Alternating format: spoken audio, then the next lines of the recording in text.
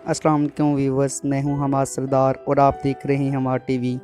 दोस्तों, आज की अपनी इस वीडियो में हम बात करेंगे तख्लीक़ आदम अलैहिस्सलाम की और हज़रत आदम अलैहिस्सलाम का जन्नत में रहने की, और वो असबाब बयान करेंगे कि जिनकी बिना पर हज़रत आदम अलैहिस्सलाम को जन्नत से निकाला गया और ज़मीन पर भेज दिया गया, और हज़रत आदम अलैहिस्सलाम की तौबा की।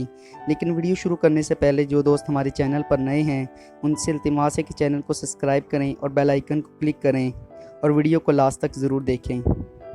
हज़रत आदम अलैहिस्सलाम, जब इंसान ने पहले इस ज़मीन पर कदम रखा तो अल्लाह ने इंसान को दुनिया में भेजने से पहले इंसान के ज़िंदा रहने के लिए तमाम सामान पैदा फरमाया।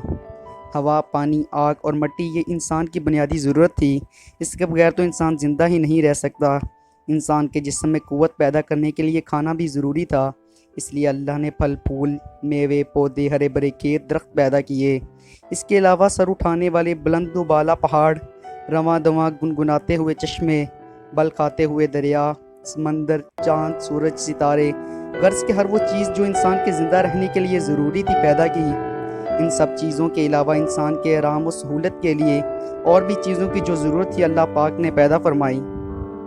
ज़मीन व आसमान के अंदर छुपे हुए बेशुमार ख़जाने और वसाइल हैं, मसलन लोहा, चांदी, तेल, कोयला और गैस।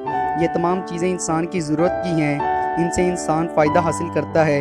इन तमाम चीज़ों को ज़मीन के अंदर से निकालने और दरियाफ्त करने के लिए एक ऐसी ज़ीली अकल और इल्म रखने वाली हस्ती की ज़रूरत थी जो इन तमाम छुपी हुई और ओझल चीज़ों को ढूंढ सके और अपने लिए इस्तेमाल कर सके।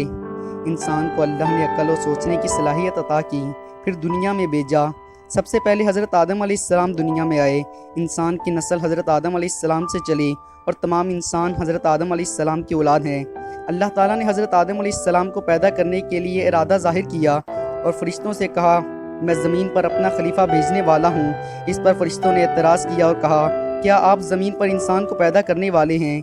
इंसान तो ज़मीन पर फसाद बर्पा करेगा और खून बहाएगा। हम तो तेरी पाकी बयान करते हैं और तेरा शुक्र बजा लाते हैं, क्या हम इबादत के लिए काफ़ी नहीं हैं? अल्लाह ताला ने फरमाया, जो मैं जानता हूँ वो तुम नहीं जानते। फिर अल्लाह ने खुद अपने हाथों से हज़रत आदम अलैहिस्सलाम का पुतला बनाया, फिर इसे संवारा और इसे मुनासिब शक्ल दी। इसके जिस्म का हर हिस्सा खूबसूरती के साथ बनाया। फिर इस मिट्टी के पुतले में अल्लाह ने रूह फूंकी। फिर अल्लाह ने फ़रिश्तों से पूछा, क्या चीज़ों के नाम बताओ अगर तुम सच्चे हो। फ़रिश्तों ने जवाब दिया, हम नहीं जानते, सबसे ज़्यादा तो आप जानने वाले हैं। हम तो बस इतना ही इल्म रखते हैं जो आपने हमें सिखाया है। आप बड़े इल्म और बरकत वाले हैं। अल्लाह ने हज़रत आदम से कहा, ए आदम, इन फ़रिश्तों के इन चीज़ों के नाम बताओ। अल्लाह ने आदम को तमाम चीज़ों के नाम बता दिए तो आदम के इल्म में तमाम बातें आ गईं। आदम ने इन चीज़ों के नाम बता दिए तो अल्लाह ने फ़रिश्तों से कहा, क्या मैंने तुमसे नहीं कहा था कि मैं आसमान और ज़मीनों के अंदर सब पोशीदा बातों को जानता हूँ और जो तुम कुछ ज़ाहिर करते हो छुपाते हो सब का इल्म रखता हूँ। अल्लाह ताला ने फ़रिश्तों से कहा कि आदम को सजदा करो। तमाम फ़रिश्तों ने आदम को सजदा किया, लेकिन इब्लीस ने सजदा करने से इनकार कर दिया। वो गुरूर करने वालों में था।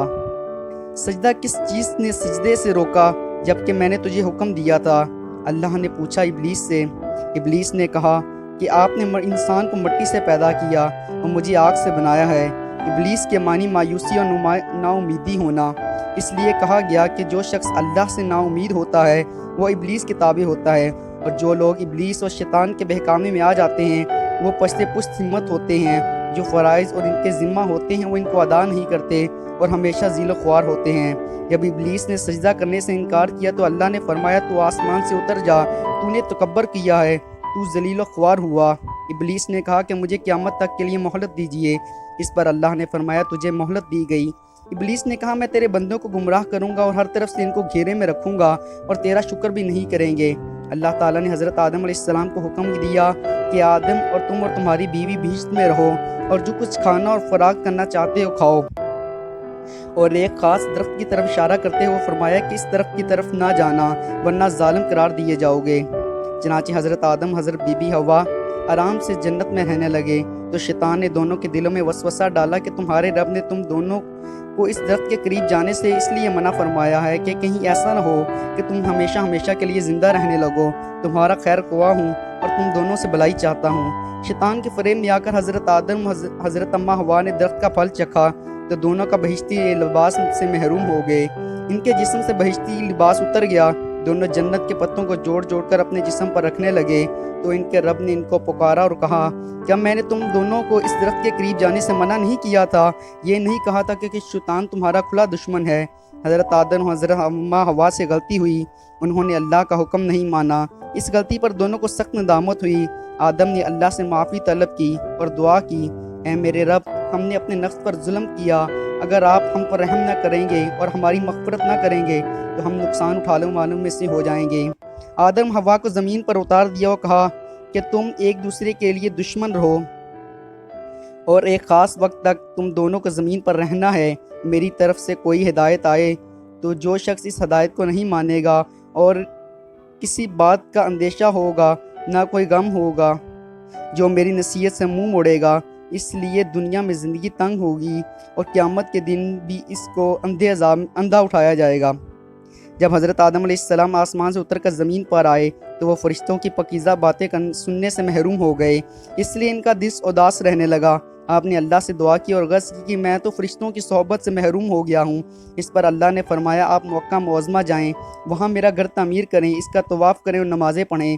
چنانچہ حضرت جبرائیل امین کے ساتھ آپ مکہ معظمہ گئے، وہاں خانہ کعبہ کی بنیاد رکھی، نماز پڑھی اور طواف کیا۔